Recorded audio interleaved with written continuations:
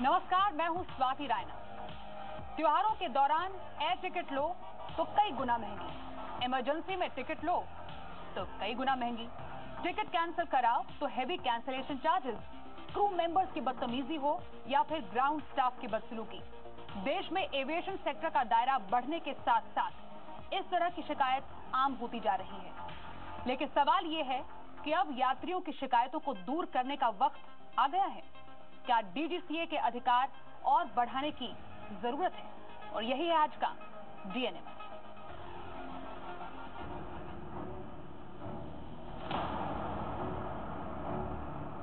हमारे देश में एयरलाइंस की स्थिति अभी क्या है और क्रू मेंबर्स किस तरह का व्यवहार करते हैं, ये आप दिल्ली एयरपोर्ट की इन तस्वीरों को देखकर समझ सकते हैं। ये वीडियो 8 नवंबर 2017 का है, जिसमें एक यात्री से हाथापाई करने का आरोप इंडिगो एयरलाइंस पर लगा। हालांकि इस मामले के बाद इंडिगो ने यात्री से व्यक्तिगत रूप से माफी भी मांगी। अब एक ताजा मामला और देखिए, जो इस समय सोशल मीडिया पर वायरल हो रहा है। इसमें एक यात्री ने दावा किया है कि उससे इंडिगो कर्मचारियों ने बदतमीजी से बात की। ये ताजा मामला पटना एयरपोर्ट का है। हालांकि जी बिजनेस इस वीडियो की पूरी तरह पुष्टि नहीं करता है। बीएसएफ से धमकी देने वाले ऐसे रहते क्या? टिकट का किराया हो या कैंसिलेशन चार्जेस या फिर कोई खास मौका, एयरलाइन सर्च प्राइसिंग का कोई मौका नहीं छोड़ती। त्योहारों के दौरान ऐसी सर्च प्राइसिंग होती है कि कई बार तो यात्री प्लेन से जाने की बजाय ट्रेन से जाने का फैसला ले लेते हैं या फिर यात्रा ही कैंसिल कर देते हैं। एयरलाइंस किराए को लेकर इतना ज्यादा लॉजिक इस्तेमाल करती है कि आपकी जेब का बोझ कम होने की बजाय बढ़ जाता है। कई बार तो सेल के जरिए सस्ती हवाई यात्रा का सपना दिखाया जाता है, लेकिन जब आप टिकट बुक कराने जाते हैं तो आपको कोई खास फायदा नहीं होता। दरअसल न सिर्फ किराए को लेकर बल्कि शिष्टाचार को लेकर भी एयरलाइंस के खिलाफ शिकायतें सामने आ रही है। ऐसे में डीएनए मनी में हम आपको ये समझाने की कोशिश करेंगे कि क्या एयरलाइंस वाकई अपनी शिष्टाचार की हद को तोड़ रही है। क्या एयरलाइंस सेल के नाम पर आपसे उतने ही पैसे वसूल रही है जितनी वो सामान्य रूप से लेती है। क्या सर्च प्राइसिंग इतनी ज्यादा होनी चाहिए कि दिल्ली मुंबई जैसे रूट के लिए किराया 20 से 25 हजार रुपए तक पहुंच जाए, जो सामान्य तौर पर 4 से 4,500 हजार तक होता है। यहाँ तक कि कई बार तो ऐसा भी होता है कि टिकट कैंसिल करनी हो तो हाथ में कुछ नहीं आता। DNA money report. DNA money में हम आगे बढ़ें इससे पहले हम आपको बताना चाहते हैं कि एयरलाइंस कंपनियों की शिकायतें एक के बाद एक बढ़ती जा रही हैं और यही वजह है कि परिवहन और पर्यटन मंत्रालय से जुड़ी संसद की स्थायी समिति को यह मामला संसद में भी उठाना पड़ा। संसदीय समिति का कहना है कि अगर हवाई यात्रा को सब तक पहुंचाना है तो हवाई टिकटों के अधिकतम दाम पर कैप लगाया जाना चाहिए।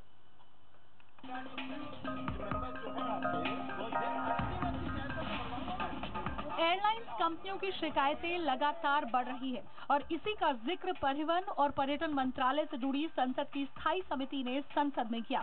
संसद की स्थायी समिति ने कहा कि एयरलाइंस के मनमाने किराए पर लगाम कसनी चाहिए।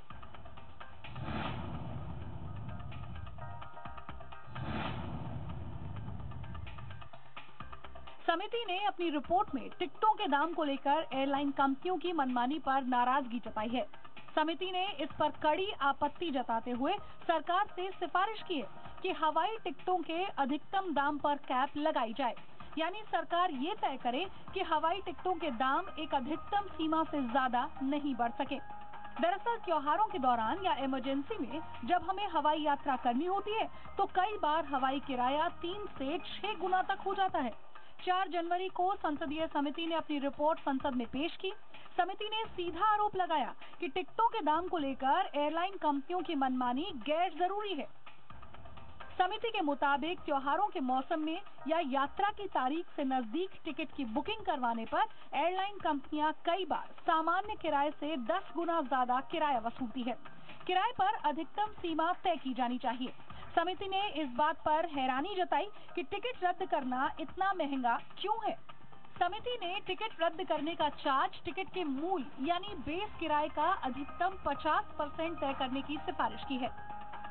समिति ने इस मामले में नागरिक उड्डयन मंत्रालय की भी आलोचना की है। समिति ने कहा कि सब कुछ जानते हुए भी मंत्रालय इस मामले में कोई सक्रिय कदम नहीं उठा रहा है। संसदीय समिति की बात मानने के लिए सरकार बाध्य है क्या? वो बात मानेंगे उससे जिससे उसकी दुकान चलती है, एयरलाइंस के मालिक की।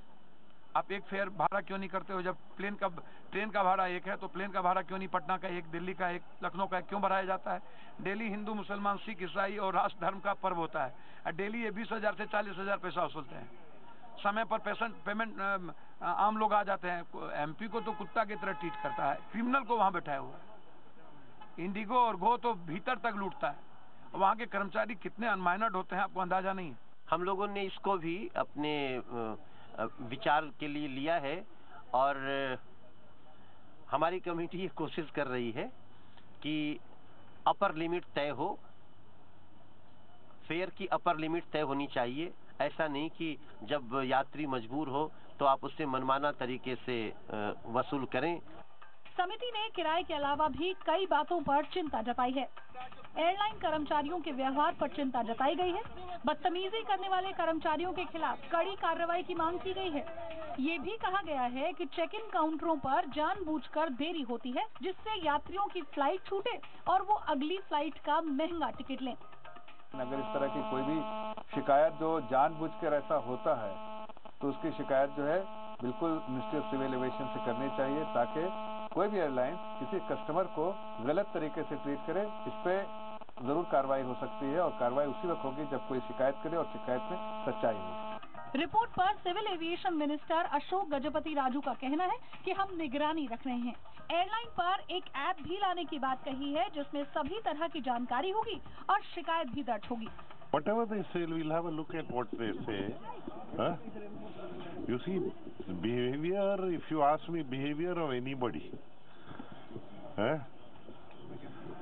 everybody should behave properly. लेकिन जहां तक किराए की बात है, उसमें सरकार का रुख अभी साफ नहीं है। Minister of state civil aviation Jayant Sinha का कहना है कि सर्ज प्राइसिंग को दूसरे देशों में भी कंपनियां फॉलो करती हैं। इस विषय पे काफ़ी जांच हुई है और हम लोगों ने बहुत अध्ययन किया है कि जो एयरलाइन प्राइसिंग होती है वो किस प्रकार से हो रही है, और इसमें 3 मुद्दे हैं जिसमें सब लोगों को ध्यान रखना चाहिए। पहली बात तो ये है कि जिस प्रकार से हमारे देश में डायनामिक प्राइसिंग एयरलाइंस की होती है वो पूरे विश्व भर में होती है। ग्लोबल जो प्रैक्टिसेस हैं वो इसी प्रकार के हैं और हमें कहीं ऐसा नहीं नज़र आया है कि हमारे एयरलाइंस जो हैं वो कुछ हट के कर रही हैं। संसदीय समिति ने रिपोर्ट दे दी है और उसमें कड़े शब्दों में कहा गया कि एयरलाइंस की दादागिरी पर लगाम लगनी चाहिए, लेकिन हमें ये भी नहीं भूलना चाहिए कि ज्यादातर एयरलाइंस यात्रियों से मनमानी फीस वसूल रही है। इसलिए आज हमें डीएनए मनी में ये जरूरत पड़ी है कि हम आपको एयरलाइंस की सच्चाई से रूबरू करवाएं। बेशक भारतीय एविएशन सेक्टर ने वक्त के साथ एक लंबा सफर तय किया है। कल तक जो हवाई यातायात अमीरों की पहचान होती थी, उसमें आज मध्यम वर्गीय परिवार भी सफर करता है। लेकिन हाल में पार्लियामेंट्री कमेटी की रिपोर्ट ने इस सेक्टर के एक काले सच की ओर भी इशारा किया है। मसलन एयरपोर्ट में दाखिल होने के बाद हवाई मुसाफिरों से बदसलूकी या फिर गलत व्यवहार। यही नहीं, हवाई किरायों में सही तरीके से पारदर्शिता न बरतना। लिहाजा गेंद अब सरकार के पाले में है, जो फिलहाल एयरलाइंस का पक्ष लेती हुई नजर आ रही है। लेकिन सरकार को ये समझना होगा कि एविएशन सेक्टर के अच्छे दिन हंसते मुस्कुराते हवाई मुसाफिरों के दम पर ही आएंगे। कैमरामैन धीरेन्द्र साहू के साथ समीर दीक्षित, दिल्ली, जी मीडिया। यहाँ पर दरअसल आम जनता की राय भी जानना जरूरी हो जाती है, जिनके लिए ये पूरी सर्विस है। अब लोगों को फ्लाइट को लेकर कैसी कैसी परेशानियां होती है, इसको लेकर हमने कुछ लोगों से बात भी की है। क्या कहना है लोगों का, सुनिए पहले। एयरलाइंस अभी जो रेट लगा रही है कैंसिलेशन चार्जेस, उसका मुझे बहुत बड़ा इश्यू है। एक्चुअली मैंने कभी फेस किया हुआ है। मैंने जनवरी एंड की एक टिकट करवाई है अहमदाबाद दिल्ली के लिए, पर उसकी एक्चुअल जो प्राइस थी वो 2100 रुपये में पड़ी, क्योंकि मैंने बहुत प्री प्लान किया हुआ था। पर हालांकि अभी मुझे ड्यू टू सम रीज़न वो कैंसिल करवानी है, पर उसी चीज़ की प्राइस अभी कैंसिलेशन की 4200 रुपीज़ वो बता रहे हैं। तो उनका जो कैंसिलेशन चार्जेस है वो काफ़ी हाई जा रहा है, जो बहुत बड़ी परेशानी अभी हमें उठानी पड़ रही है उसकी वजह से। क्रिसमस में हम लोग फैमिली के साथ गोवा ट्रिप प्लान कर रहे थे और मैंने कुछ क्रिसमस के कुछ दिन पहले देखा ना, तो जो नॉर्मल प्राइस 5 से 6 हज़ार होता है रिटर्न गोवा से आना जाना, वो करीब 17-18 हज़ार दिखा रहा था। तो मुझे मेरी ट्रिप पूरी पोस्टपोन करनी पड़ी। मैं कोई भी ट्रिप नहीं कर पाई, मेरी पूरी क्रिसमस ऐसे ही चली गई, वो सिर्फ एयरलाइंस की वजह से। यहाँ से जब हम निकले तो पूरे दिन मतलब यहाँ कहीं मैसेज नहीं आया, कहीं भी कहाँ से मतलब फ़ोन नहीं आया। और जब हम एयरपोर्ट पहुँचे तो उन लोगों ने बोला कि गो एयर की जो फ़्लाइट है वो 3 घंटे लेट है, तो that is not enough time for custom immigration, right. तो उस टाइम मैंने मतलब बहुत दिक्कत आई थी। और एयर इंडिया की जो मैंने यहाँ से लोकल फ़्लाइट करवाई थी वो मुझे करीबन एक टिकट 17,200 रुपये की पड़ी थी। तो यानी 2 टिकट 34,000 की ओनली अहमदाबाद मुंबई की। तो ये बहुत दिक्कत हो, उसके सामने उसने मुझे कंपनसेशन भी नहीं किया था। तो ये सब मतलब एयरलाइंस में प्रॉपर ये रूल्स रेगुलेशन वगैरह कंपनसेशन का होना चाहिए। तो लोगों की राय तो आपने सुन ली है, लेकिन कई बार आप सस्ते हवाई टिकटों का ऑफर भी देखते होंगे। काफी ल्यूक्रेटिव ऑफर्स यहाँ पर एयरलाइंस लेकर आती हैं, लेकिन जब आप ऑफर पर जाते हैं तो टिकट इतने सस्ते भी नहीं होते हैं। आखिर इसकी वजह क्या होती है, जरा हमारी स्पेशल रिपोर्ट समझिए।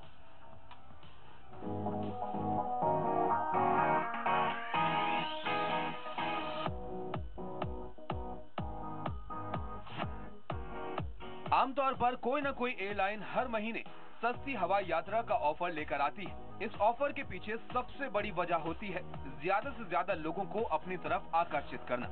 लेकिन कई बार टिकट की सेल आपको निराश भी कर सकती है। आमतौर पर देखा गया है कि एयरलाइन कंपनियां बिजी एयर रूट पर ऑफर लगभग नहीं के बराबर रखती हैं। ज्यादातर नॉन बिजी एयर रूट पर ऑफर होते हैं। एयरलाइन कंपनियों की दूसरी मार्केटिंग स्ट्रेटेजी ये होती है कि एक फ्लाइट में सिर्फ 2 या 4 सीटें ही होती हैं, बाकी सीटें नॉर्मल किराए पर होती हैं। एयरलाइन कंपनियों की तीसरी मार्केटिंग स्ट्रेटेजी ये होती है कि सेल के अंदर बिकने वाले टिकट नॉन रिफंडेबल होते हैं। एयरलाइन कंपनियों की चौथी मार्केटिंग स्ट्रेटेजी ये होती है कि कम दाम के टिकट का फ्लाइट टाइम काफी ऑड होता है, मतलब या तो देर रात का टिकट होगा या फिर जल्दी सुबह का। सेल वाले टिकट आमतौर पर सामान्य टाइमिंग में नहीं रखे जाते हैं। एयरलाइन कंपनियों की पांचवी मार्केटिंग स्ट्रेटेजी ये होती है कि वो यात्रियों को कभी नहीं बताती कि कुल कितने टिकट सेल में रखे गए हैं। ये एक तरह से लॉटरी सिस्टम की तरह काम करता है। अगर कोई सस्ता टिकट हाथ लगा तो ठीक, वरना ये सेल फिर आपके लिए नहीं है। सस्ता आ रहा है, कई बार ऐसा होता है ट्रैवल एजेंसी के पास बहुत महंगा आ रहा है और ऑनलाइन बहुत सस्ता आ रहा है। बट एक्चुअली में जब हम लोग उसको बुक करते हैं, स्टार्टिंग में वो अवेलेबिलिटी चेक करता है कि हाँ ठीक है आ रहा है, लेकिन वो लास्ट पेमेंट के मोड पे जब तक हम जाते हैं, अपना कार्ड या डेबिट कार्ड, क्रेडिट कार्ड जो भी हम पे कर रहे हैं, तो वो फेयर ऑटोमेटिकली बढ़ जाता है। मतलब basically it's the attraction of people के लोग आएँ और देखें कि इतना सस्ता है, बट एट द लास्ट हम अपना इतना टाइम एफर्ट मारते हैं कि हमें वो फेयर मिल जाए, हम अपनी सारी डिटेल डालते हैं, बट एट द एंड वो ऑलमोस्ट सिमिलर फेयर होता है। ऐसा नहीं होता कि वो बहुत लोएस्ट होता है। मतलब साफ है कि टिकट की सेल सबके लिए होती है, लेकिन सस्ते टिकट सबको नहीं मिल सकते। एयरलाइन कंपनियां आमतौर पर अपनी साइट या काउंटर पर यात्रियों का ट्रैफिक बढ़ाने के लिए इस तरह की मार्केटिंग स्ट्रेटेजी का तरीका इस्तेमाल करती हैं। Report DNA money. अब जरा ये समझिए कि एयरलाइंस कंपनियां कैसे अपना हवाई किराया तय करती हैं। पहले एयरलाइंस कंपनियां किराया सस्ता दिखाती हैं, लेकिन जैसे जैसे डिमांड बढ़ती है वैसे वैसे किराया बढ़ता भी चला जाता है। सर इस रिपोर्ट से समझिए। हवाई टिकट के दाम कैसे तय होते हैं, इसका कोई फिक्स नियम नहीं है। हर रूट के लिए एयरलाइन कंपनियां अपने तरीके से किराया वसूलती हैं। किराए को लेकर इतना अंतर है कि यात्री समझ ही नहीं सकता कि किसी एक रूट का टिकट आखिर कितने का है। एक ही विमान में कोई यात्री 1700 का टिकट लेकर यात्रा कर रहा होता है तो कोई 17,000 का टिकट लेकर यात्रा कर रहा होता है। वैसे तो हवाई कंपनियां डिमांड और सप्लाई के आधार पर अपना हवाई किराया तय करती हैं, लेकिन इसके लिए आमतौर पर एक बकेट सिस्टम होता है।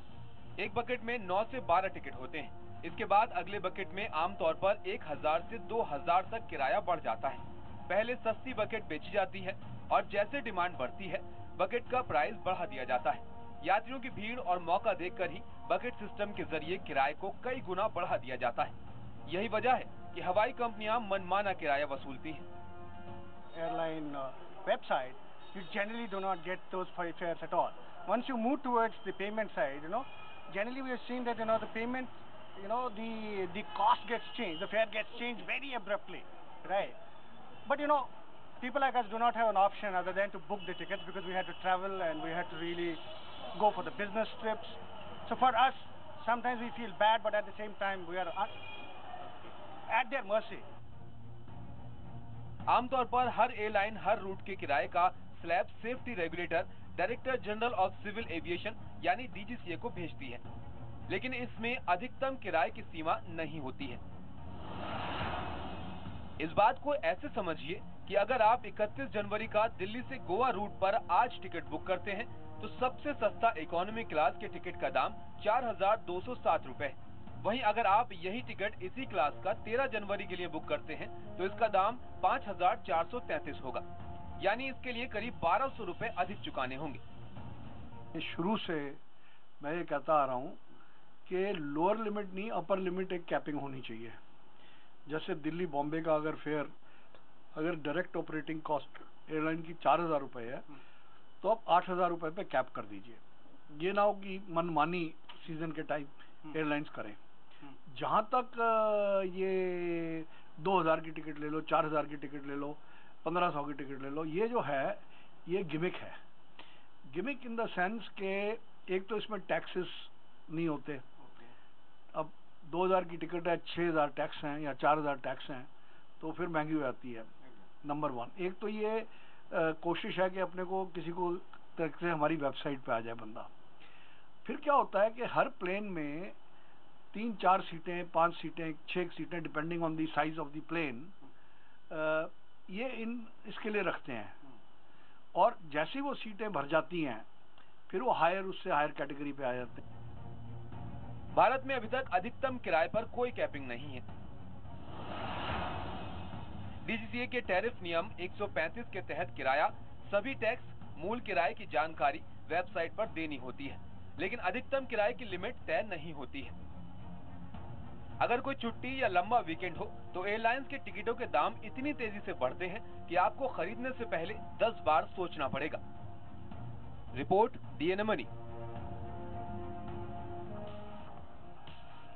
तो डीएनए मनी में आज हम चर्चा कर रहे हैं कि कैसे जो एयरलाइन कंपनियां हैं वो आपसे मनमाना टिकट का किराया वसूलती हैं, और कुछ और पहलुओं पर हम चर्चा कर रहे हैं।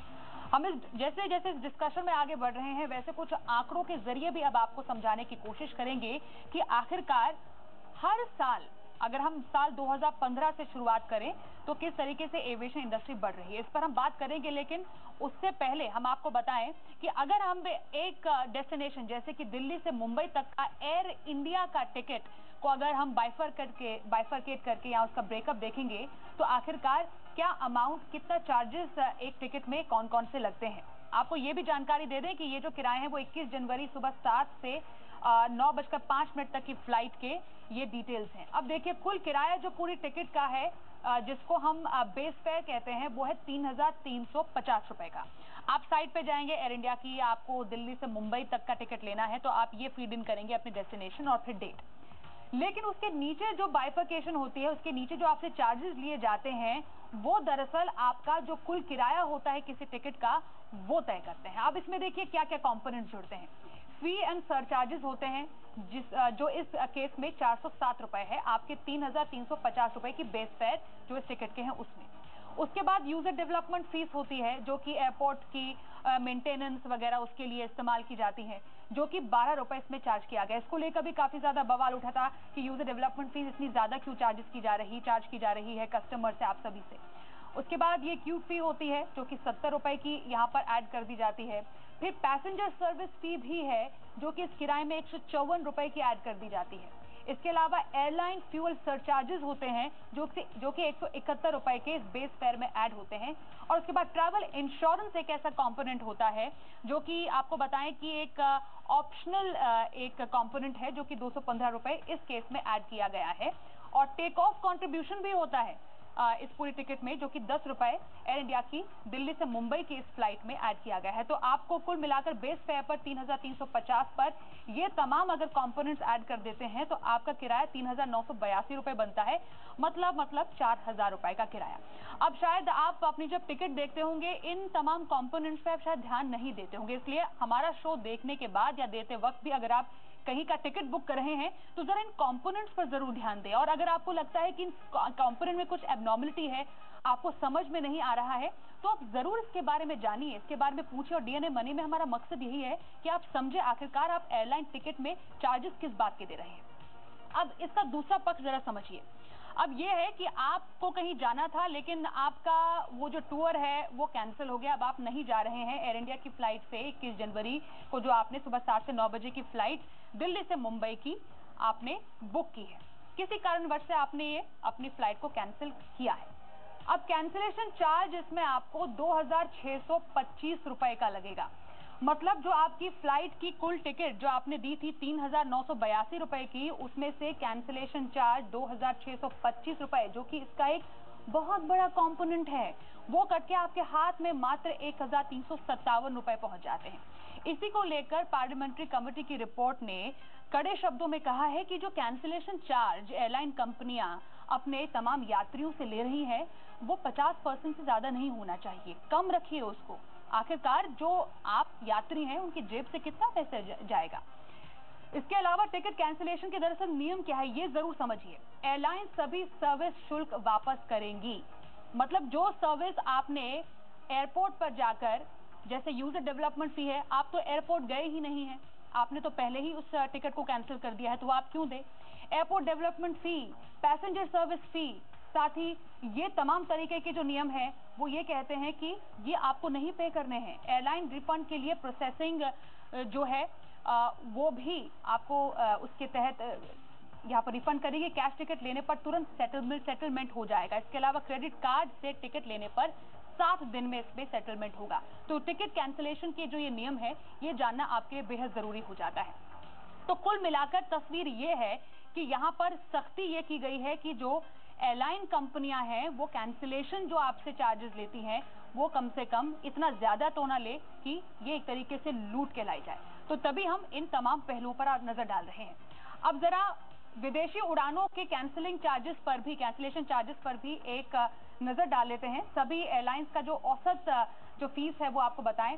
साल जो जनवरी 2016 है उसमें 2,500 रुपए की कैंसिलेशन फीस, और नवंबर 2017 में बढ़ते बढ़ते ये 3,500 रुपए फीस हो गई। तो अब आप ये समझिए कि कैंसिलेशन फी के नाम पर जो एयरलाइंस है कितना ज्यादा रकम आपसे ले लेती है। और आप करें भी क्या, मजबूरन आपको वो देना पड़ता है। उस समय तो आप कुछ कर नहीं सकते हैं क्योंकि इसका निपटारा होते भी थोड़ा समय निकल जाता है। घरेलू उड़ानों पर कैंसिलेशन चार्ज कितना है। साल 2016 जनवरी में अगर ये 1,800 था तो देखिए 2017 नवंबर में बढ़कर ये 3,000 रुपए हो गया। तो बेतहाशा बढ़ोतरी सिर्फ और सिर्फ कैंसिलेशन फी में हो रही है। शायद अब अगली बार अपने कान पकड़ लें कि आपने कहीं का टिकट बुक किया है तो उसको कैंसिल कराने में आपके पसीने छूट जाएंगे। लेकिन इसका एक और पहलू यह है कि किस तरीके से हमारा जो एविएशन सेक्टर है वो बढ़ रहा है लगातार। हर साल हमारे हवाई यात्री क्योंकि बढ़ रहे हैं, वॉल्यूम बढ़ता जा रहा है। 2015 में अगर कुल यात्री एयरलाइन में बैठने वालों को इस्तेमाल करने वाले 6,63,050 थे तो 2016 में बढ़कर वो 7,86,179 हो गए। और 2017 में जनवरी से नवंबर तक के आंकड़े मैं आपको बता रही हूँ वो 8,02,685 हो गए। और ये DGCA के जो वेबसाइट है, जो सोर्सेज है, उसके अनुसार हम आपको तमाम आंकड़े दिखा रहे हैं। अब उन ग्राहकों के लिए और कंज्यूमर्स के लिए सबसे जरूरी बात यह है कि अगर एयरलाइंस आपको सताए या कहीं किसी भी तरीके की आपको शिकायत एयरलाइंस है तो आपको कहां जाना चाहिए, कहां पर शिकायत कर सकते हैं, ये जो एड्रेस है वो नोट कर लीजिए अभी। Chief vigilance officer Shrimati S Narendra, यहाँ पर चीफ विजिलेंस ऑफिसर जो है वो JDG, यहाँ पर आप उनको लिख सकते हैं। फोन नंबर उनका है 01124651071। फैक्स का डिटेल्स भी है। ईमेल जरूर नोट कर लीजिए cvo.dgca@nic.in और sugam@dgca.nic.in पर आप शिकायत कर सकते हैं एज यात्री, एज कंज्यूमर। तो तमाम हमने आपको आंकड़े बताए हैं। और आपसे भी यहाँ पर हमने डीएनए मनी में आज एक सवाल के जरिए जानने की कोशिश की है कि क्या आप एयरलाइंस के रवैये से नाखुश हैं। इसके तहत हमने आपको 3 ऑप्शंस दिए हैं, ए हाँ, बी नहीं और सी शायद आपके पास कोई इस पर अभी ओपिनियन ना हो। जो भी आपका जवाब है आप ZBP अपना आंसर A, B या C टाइप करके हमें 57575 पर भेज सकते हैं। इसके अलावा आप हमें ट्विटर हैंडल @ZBusiness या फिर फेसबुक @ZBusiness ऑनलाइन पर भी अपने जवाब दे सकते हैं। ये पोल जो है हमारा इस वक्त लाइव है और शो के एंड में जनता की जो राय है हम जनता तक जरूर पहुंचाएंगे। फिलहाल इस पूरे मसले पर बातचीत करने के लिए हमारे साथ कुछ खास मेहमान भी जुड़ गए हैं। सबसे पहले हम आपसे परिचय करा देते हैं हमारे साथ कौन कौन इस वक्त मौजूद है। इस वक्त हमारे साथ सैयद जफर इस्लाम जी हैं, इंडिपेंडेंट डायरेक्टर एयर इंडिया है। जफर जी, बहुत स्वागत है आपका डीएनए मनी में। हमारे साथ इस वक्त परवेज दमानिया जी हैं, फाउंडर है दमानिया एयरवेज। परवेज जी, आपका भी स्वागत है। साथ ही हमारे साथ डॉक्टर सनत कौल है, सिविल एविएशन एक्सपर्ट है। डॉक्टर कौल, आपका भी स्वागत है डीएनए मनी की हमारी इस बेहद ही खास पेशकश में। सबसे पहले हमारे साथ इनफैक्ट स्टूडियो में रेखा अग्रवाल कंज्यूमर लॉयर भी इस वक्त मौजूद है, उनसे भी चर्चा करेंगे। लेकिन सबसे पहले जफर इस्लाम जी, आप इंडिपेंडेंट डायरेक्टर एयर इंडिया तो हैं ही, लेकिन साथ ही आप इस वक्त रूलिंग पार्टी में भी मौजूद हैं, उनके स्पोक्स पर्सन है, बढ़ चढ़कर उनकी राय भी सामने रखते हैं। ये अच्छी बात है कि पिछले 10 सालों में एविएशन सेक्टर जो है वो 11.5% की परसेंटेज से आगे बढ़ता गया है।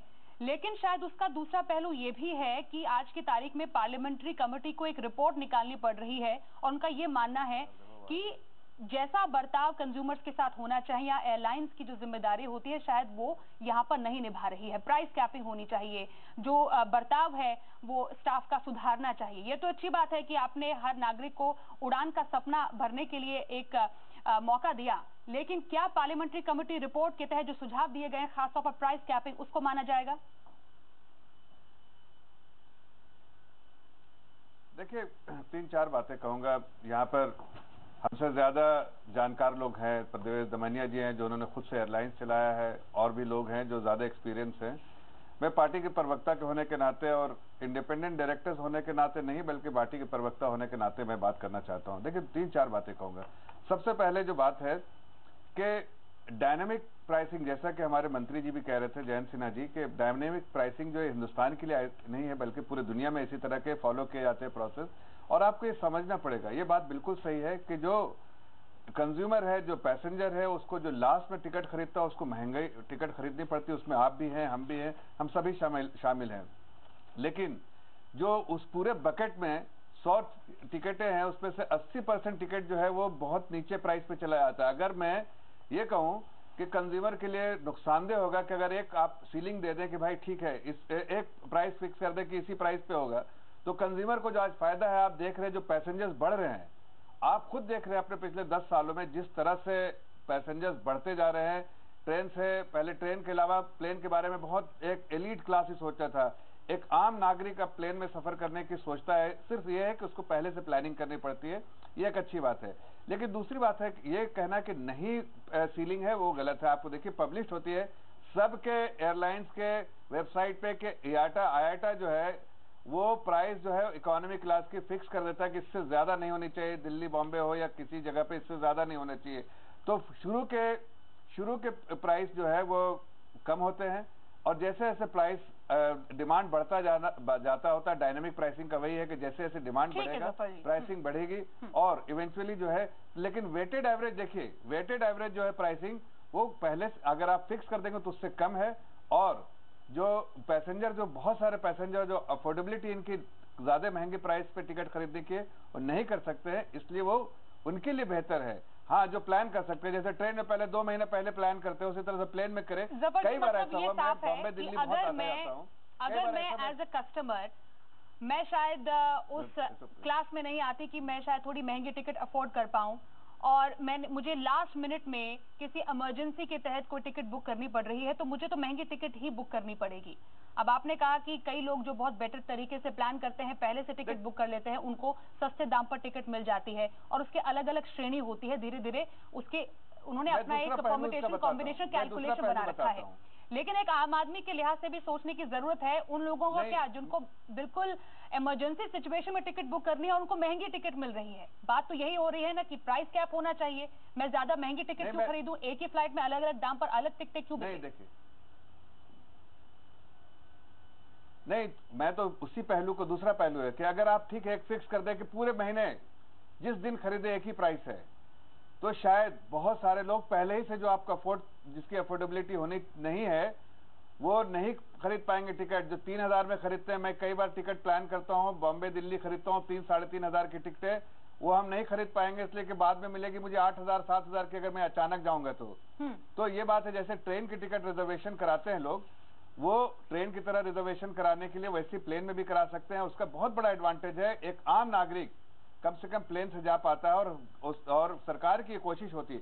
लेकिन मैं एक दो चीजें कहूंगा, सरकार ने जैसा आपने गलत नाम लिखा था, मनोज तिवारी को मनीष तिवारी लिखा, जो हमारे सांसद है दिल्ली के और उसका पैनल के मेंबर भी है, उनका नाम सही कर दीजिए आप। जी जफर जी, हम उस मिस्टेक को रेक्टिफाई कर कहा कि हम इसको अब सही कर चुके हैं, हमें खबर मिली है कि जैसा कहा एरर को हम रेक्टिफाई कर चुके हैं। जी हाँ, उन्होंने इस बात को कहा कमेटी के मेंबर है, पार्लियामेंट्री पैनल कमेटी के मेंबर है, कि हम इस कोशिश कर रहे हैं कि एक कंज्यूमर पर दबाव ना पड़े, भार ना पड़े, और उसके लिए हम कोशिश कर रहे हैं। लेकिन मैं आपको बताना चाहता हूं एक चीज कि 85% टिकटें जो हैं वो नीचे प्राइस पे जाती हैं और 15% टिकटें लास्ट की जो हैं वो ऊपर प्राइस पे जाती हैं।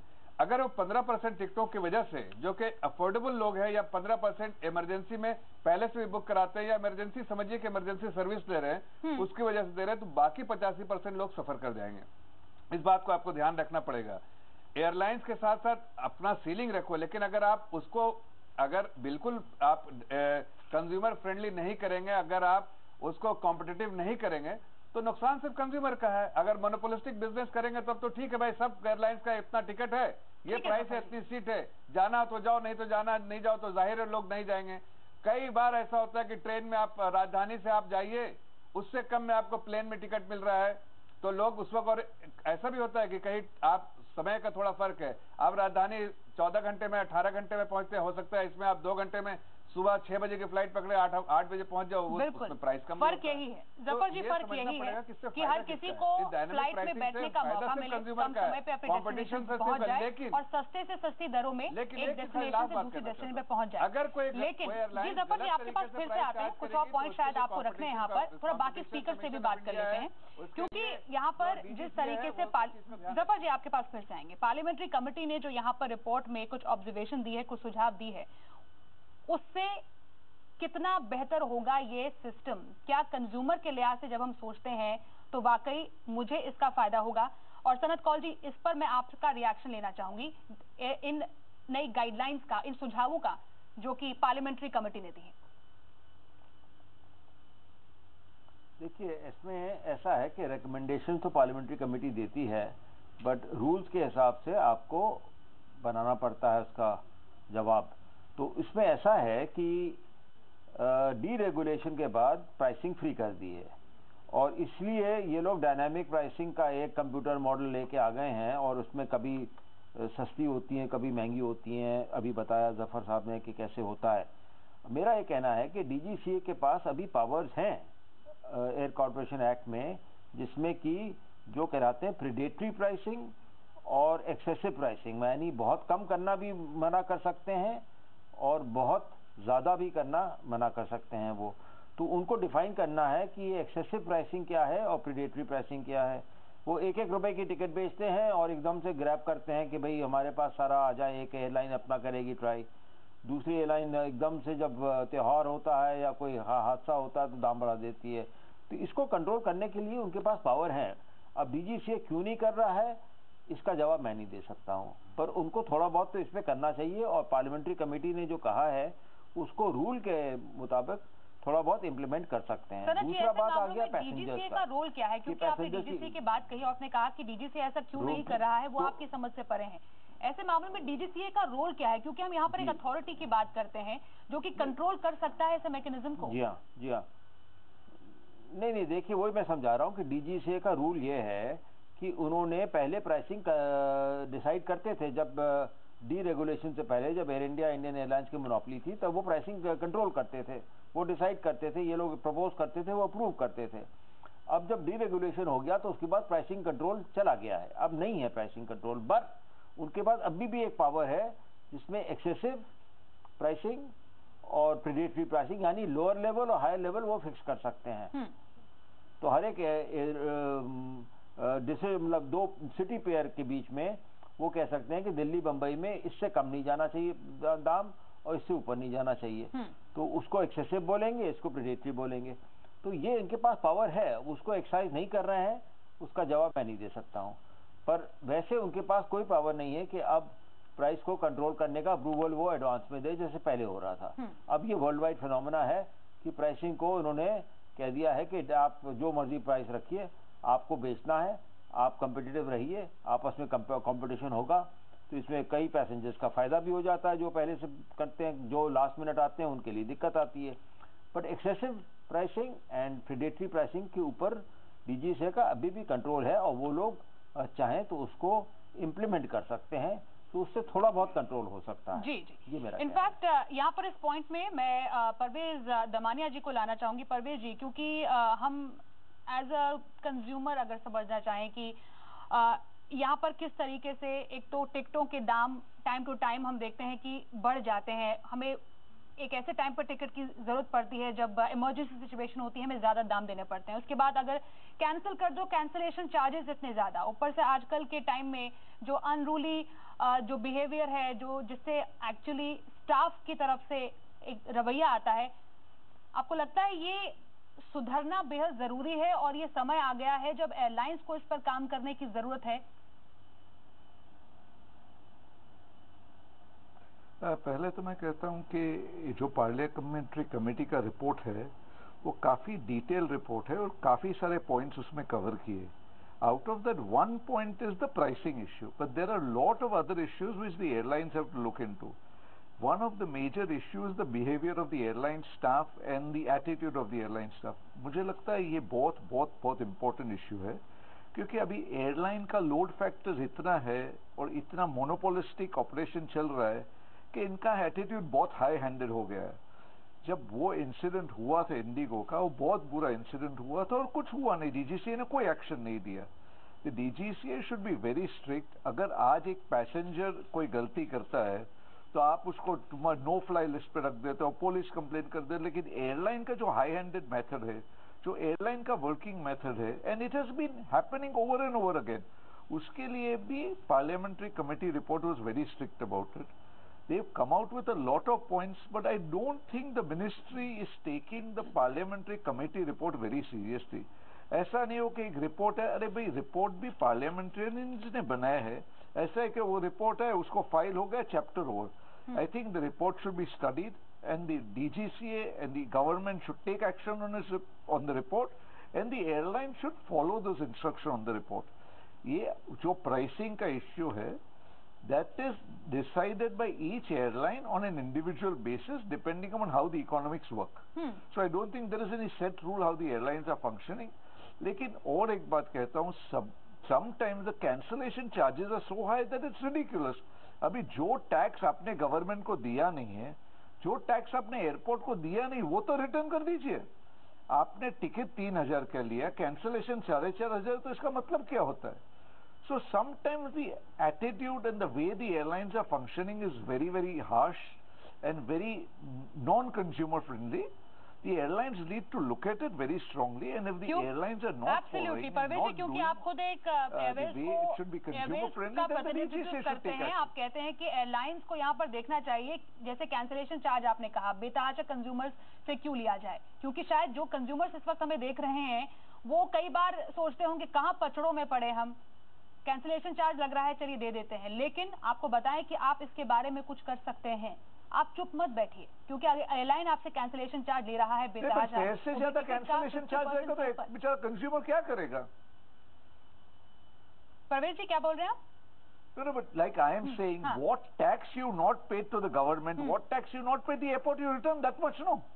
All right, ठीक है, एब्सोल्युटली। यहाँ पर एक रिस्पॉन्सिबिलिटी बनती है एयरलाइंस की कि किस तरीके से कम कैंसिलेशन चार्जेस के इस पूरे मोर्चे पर इस तरीके से यहाँ बेतहाशा चार्ज न ले। जफर जी आपके पास आएंगे, लेकिन इस वक्त हमारे साथ क्योंकि रेखा अग्रवाल जी भी है,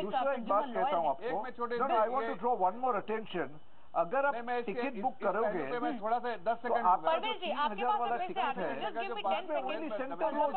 रेखा अग्रवाल जी हमारे साथ एक और गेस्ट जुड़ी हुई हैं और उनका व्यू पॉइंट जाना बेहद जरूरी हो जाता है कंज्यूमर्स के लिहाज से कि रेखा जी ये समझ में नहीं आता कि एक्चुअली एक दशक के बाद भी हम कंज्यूमर फ्रेंडली जो टिकटिंग सिस्टम है वो क्यों नहीं इंट्रोड्यूस कर पाए हैं। अभी भी आज भी हमें यही इस बात को लेकर लड़ाई करनी पड़ रही है, चर्चा करनी पड़ रही है कि मुझे एज ए कंज्यूमर ऐसा फील होता है कि टिकट के नाम पर मुझसे शायद बेतहाशा पैसे वसूले जा रहे हैं।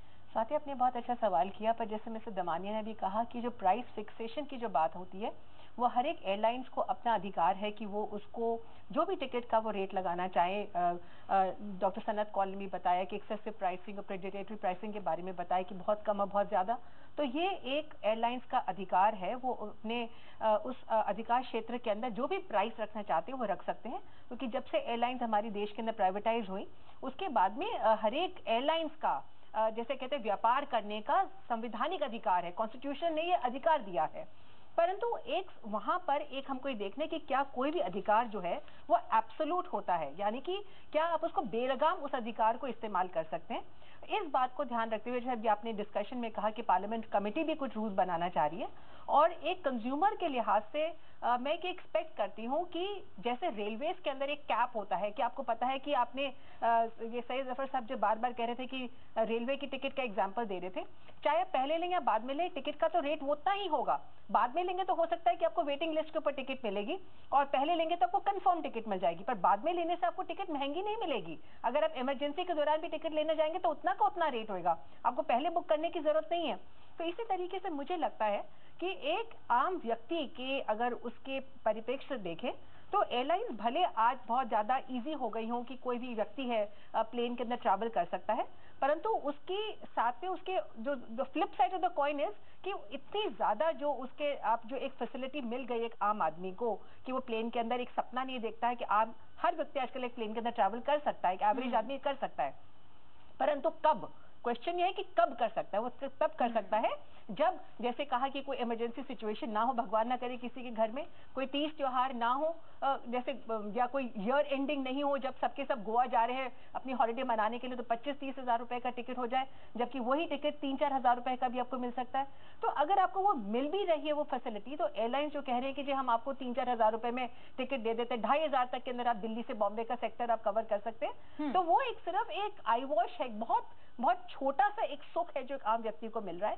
पर अगर लार्जर पर्सपेक्टिव में देखें एक्सप्लॉयटेशन हो रही है कंज्यूमर्स की, और अगर कंज्यूमर प्रोटेक्शन एक्ट के तहत अगर मैं बात करूं तो जहां तक गलत बिहेवियर की बात है, अगर कोई भी अनरूली बिहेवियर करता है तो वो तो बिल्कुल गलत है ही, और वो डेफिशिएंसी ऑन सर्विस के अंदर कोई भी कंज्यूमर है अपनी कंप्लेंट को रजिस्टर कर सकता है कि देखिए मैंने पैसे देके टिकट खरीदी, मैं मुफ्त के अंदर ट्रैवल नहीं कर रहा हूँ, तो कम से कम मेरे को एक डिसेंट बिहेवियर जो है वो एक मेरे साथ यहाँ पर तो बड़ी हैरत की बात हो जाती है क्योंकि आपके पॉइंट से ही पॉइंट जोड़ रही, यहाँ पर अनरूली बिहेवियर लिस्ट जोड़ने की यहाँ पर की तैयारी की गई, उसमें जो कि पैसेंजर्स गलत व्यवहार करते हैं 3 कैटेगरीज में डालने की बात कही गई, और जब स्टाफ करता है उनको जैसे मानी सस्पेंड कर दिया जाता है क्या, लेकिन आपको लगता नहीं कि पैसेंजर्स पर बहुत ज्यादा यहाँ पर सख्त हुआ जा रहा है रादर देन एब्सोल्युटली आप जैसे कहते हैं कि उनको एक अलग सी कैटेगरी बना रहे हैं, और आपका सारा का सारा जो you are putting them on the hot seat, consumer की वजह से एयरलाइंस चल रहा है, ऑपोजिट नहीं है। जैसे गांधी जी ने कहा कंज्यूमर इज किंग,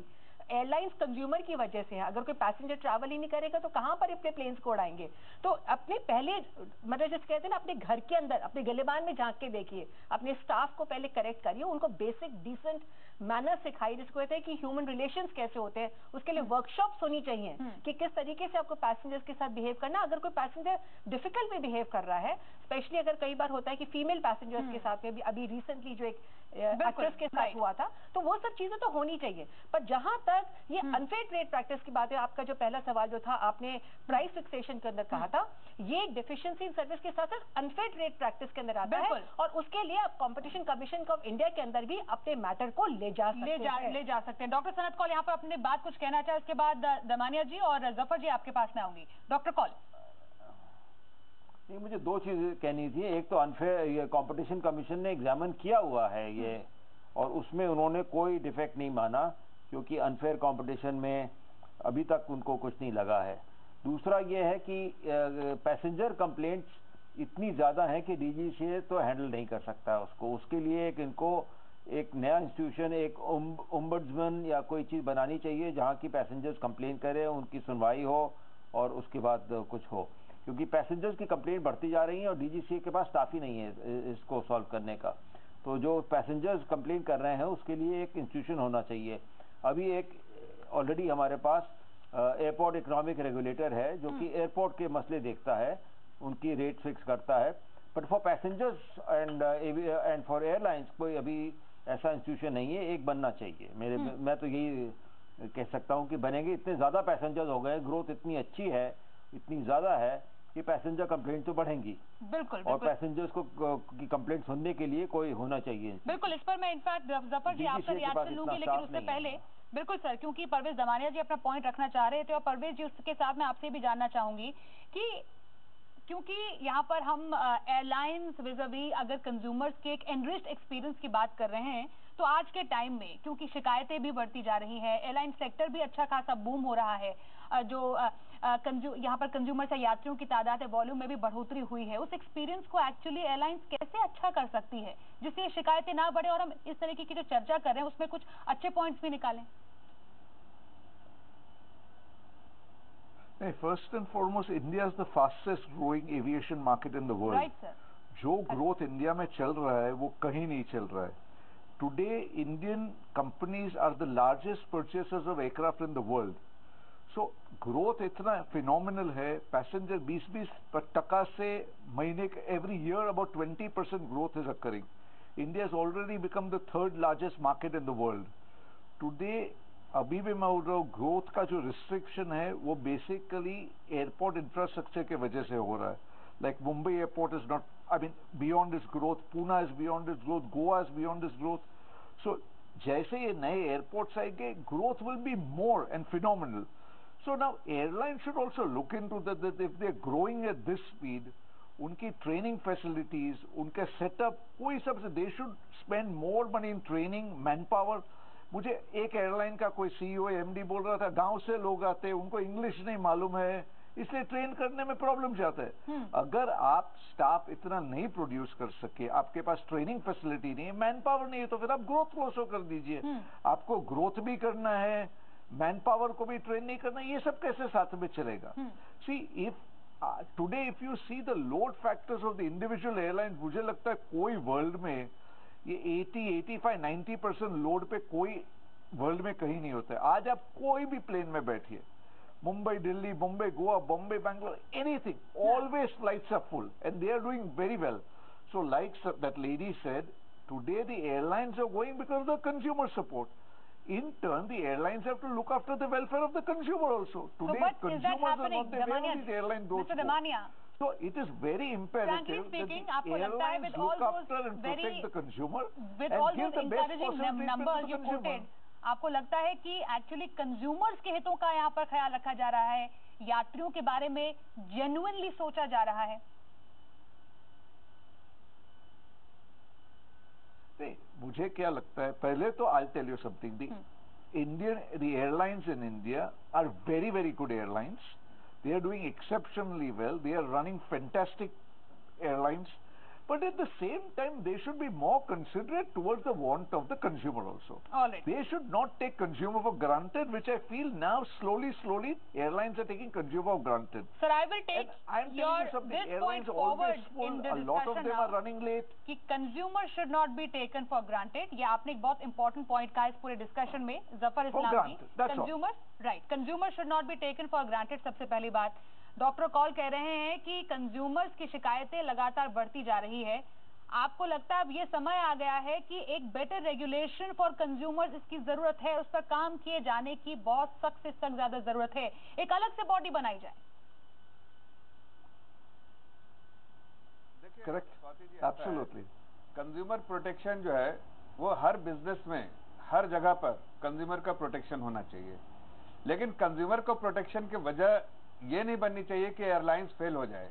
कई ऐसे एग्जाम्पल आप हिंदुस्तान में देखेंगे, ग्रोइंग इकोनॉमी है, ग्रोइंग सिविल एविएशन, जैसा परवेज जी कह रहे थे कि दुनिया में सबसे ज्यादा ग्रोइंग मार्केट है, फास्टेस्ट ग्रोइंग मार्केट है civil aviation, as well as the fastest growing economy in the world, yet there are airlines which has failed in India.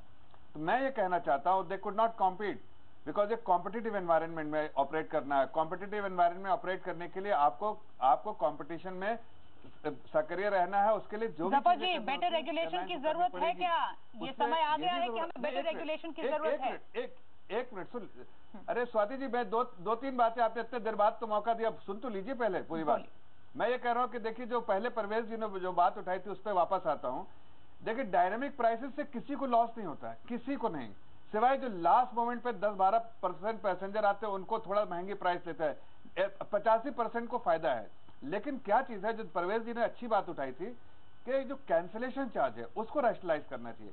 आप पहले से बुक करा लिया और लास्ट में अगर कैंसिल किया और आपको कैंसिलेशन चार्ज इतना नहीं हुआ जो कि आपको इम्पैक्ट करे बहुत ज्यादा, तो शायद आपको ये जो आज आप बात कर रहे हैं वो नहीं होगा। तो इसलिए जो फोकस है अभी हमारी सरकार, जो मिनिस्ट्री की भी और जो कमेटी की भी, कि रैशनलाइजेशन होना चाहिए कैंसिलेशन चार्जेस में, जो आपने भी उठाया, जो परवेज जी ने भी उठाया और भी लोगों ने उठाया, ताकि उससे रैशनलाइजेशन से आपको पैसेंजर्स को जो कैंसिलेशन करने में दिक्कत नहीं होगी और एयरलाइंस अपनी टिकटें ऊपर के प्राइस से बेच देंगी, इसलिए उस वक्त तो ऑलरेडी डिमांड हाई है। तो वो अगर हो जाएगा तो जो कंज्यूमर की प्रॉब्लम आज है वो खत्म हो जाएगी और उस पर काम चल रहा है। दूसरी बात जो ये है कि किसी भी तरह से आप इस बात को नहीं कह सकते, और मैं डिसएग्री करता हूँ रेखा अग्रवाल जी से कंप्लीटली, कि कंज्यूमर के साथ यहाँ पर किसी तरह के जो है वो उनका प्रोटेक्शन नहीं हो रहा है। एक्चुअली कंज्यूमर का ही फायदा है सिर्फ इसमें, इसलिए कि जो लोग आज अफोर्ड नहीं कर पाते तो वो आज अफोर्ड कर पा रहे हैं। आपको सर इस सवाल का जवाब एक सिक्के के दो पहलू होते हैं, दे दीजिए। बेटर रेगुलेशन की जरूरत है, क्योंकि शो के एंड में पहुंच गए, आपको समझ में नहीं आएगा आज के समय में बेटर रेगुलेशन की जरूरत है। देखिए, जो चीजें हमारी सरकार प्रोएक्टिवली काम कर रही है, अगर जरूरत है तो उसकी जरूरत जरूर पूरी करेगी, लेकिन अननेसेसरी लेजिस्लेशन, बेटर रेगुलेशन की जरूरत है, सरकार इस पर काम कर रही है। जफर जी, आपने कानून लाना वो जरूरत नहीं होती है, आपने दबे शब्दों में ही सही इस पर जरूर हामी भरी है कि हाँ बेटर रेगुलेशन की जरूरत अभी एविएशन इंडस्ट्री को जरूर है। हमने काफी मुद्दों पर यहाँ पर हमारे तमाम एक्सपर्ट से इस पर राय ली है, क्योंकि समय हमारे पास इतना ही है। बहुत बहुत शुक्रिया जफर इस्लाम जी, साथ ही रेखा अग्रवाल, परवेज जमानी और डॉक्टर सनत कौल हमारे साथ डीएनए मनी के आज के इस बेहद ही खास एपिसोड में जुड़ने के लिए। और यही उम्मीद हम करते हैं कि जितने भी हमारे पास पॉइंट ऑफ व्यू आए हैं उससे हमें ये समझने की कोशिश हुई है कि आखिरकार हम एविएशन सेक्टर में इस वक्त किस तरह से बढ़ रहे हैं। हम आपको डीएनए मनी की समरी भी बताएंगे और आप मतलब जनता की राय भी आपको सुनाएंगे, लेकिन उससे पहले अब आपके लिए समझना जरूरी हो जाता है कि आप सस्ते टिकट कैसे बुक कर सकते हैं। इस रिपोर्ट से समझिए टिप्स। अगर आप भी हवाई यात्रा के शौकीन हैं तो आपको कई बार महंगा किराया परेशान करता होगा, लेकिन अगर कुछ बातों का ध्यान रखा जाए तो आप स्मार्ट तरीके से सस्ता टिकट खरीद सकते हैं, क्योंकि महंगे टिकट एक ऐसी चीज है जो आपको हवाई यात्रा करने से रोकता है। लेकिन आज हम आपको बताने जा रहे हैं कुछ ऐसी टिप्स जिससे आप तमाम दिक्कतों के बावजूद सस्ते टिकट खरीदकर अपनी यात्रा को हसीन बना सकते हैं। पहले से टिकट बुक करें। अगर आप पहले से यात्रा प्लान कर चुके हैं तो पहले ही टिकट बुक कर लें, किसी ऑफर का इंतजार ना करें। बार बार एक साइट पर ना जाएं। जैसे ही आप टिकट खरीदने के लिए गूगल सर्च करते हैं, कुछ वेबसाइट आपके इंटरनेट व्यवहार को भांप लेती हैं। इसलिए अगर बार बार एक साइट से आप टिकट सर्च करेंगे तो ये बार बार आपको महंगा दिखाएगा। और अगर आप क्रोम का इस्तेमाल कर रहे हैं तो क्रोम ब्राउजर में इनकॉग्निटो का इस्तेमाल करें, इससे गूगल कुकीज आपकी सर्च का पता नहीं लगा पाएंगी। फ्लाइट कंपैरिजन वेबसाइट का इस्तेमाल करें। इंटरनेट पर कई साइट्स ऐसी हैं जो आपको अलग अलग वेबसाइट पर मिल रहे एक ही टिकट की तुलना करके आपको बताती हैं कि कौन सी साइट पर सबसे सस्ता टिकट है। वीकेंड पर बुक ना करें। वीकेंड पर टिकट बुक करना कभी भी फायदे का सौदा नहीं हो सकता, क्योंकि काफी लोग उस समय टिकट बुक करते हैं और बुकिंग ट्रैफिक की वजह से एयरलाइन कंपनियां पैसा बढ़ा देती हैं। अगर हफ्ते के बीच में टिकट बुक कराएं तो शायद आपके कुछ और पैसे बच सकते हैं। एयरलाइन की साइट से बुक करें। अगर आप कई एयर टिकट बुकिंग साइट्स पर सर्च कर परेशान हो गए हैं तो आप चिंता ना करें। इसका एक उपाय ये हो सकता है कि आप सीधे एयरलाइंस की साइट पर जाएं और टिकट बुक कर लें। आप माने या ना माने, एयर टिकटिंग साइट्स भले ही आपको सस्ते टिकट का ऑफर दे रही हों, लेकिन वो कहीं ना कहीं अपना मार्जिन जरूर आपसे लेंगी। और कई बार ऐसा होता है कि अगर आपको 5 तारीख की टिकट सस्ती नहीं मिल रही तो आप 4 या 6 तारीख की देखेंगे, क्योंकि ये एक डिमांड एंड सप्लाई के ऊपर भी होता है। तो अगर आपके पास 2-4 दिन का वो है, फ्लेक्सिबिलिटी है, तो आप नेट पे जाके कोई ना कोई सस्ती टिकट आप ढूंढ सकते हैं। ये वो कुछ बातें जिनका अगर ध्यान रखा जाए तो आप जरूर अपनी मनी बचा सकते हैं। Report DNA money. और डीएनए मनी में हमने आपसे आज पूछा था कि क्या आप एयरलाइंस के रवैये से नाखुश हैं, और दर्शकों के जवाब भी हमारे पास आ चुके हैं। और इस सवाल के जवाब में हमें 57% लोगों ने कहा है कि हाँ, हम एयरलाइंस के रवैये से नाखुश हैं। 28% लोग मानते हैं कि हाँ, ठीक ठाक काम चल रहा है। 15% का कहना है कि हम इस पर कोई राय नहीं रखते हैं। तो डीएनए समरी का वक्त अब हो गया है और हम आपको बताएं कि पिछले 10 साल से एविएशन सेक्टर करीब 11.5% की ग्रोथ से बढ़ रहा है।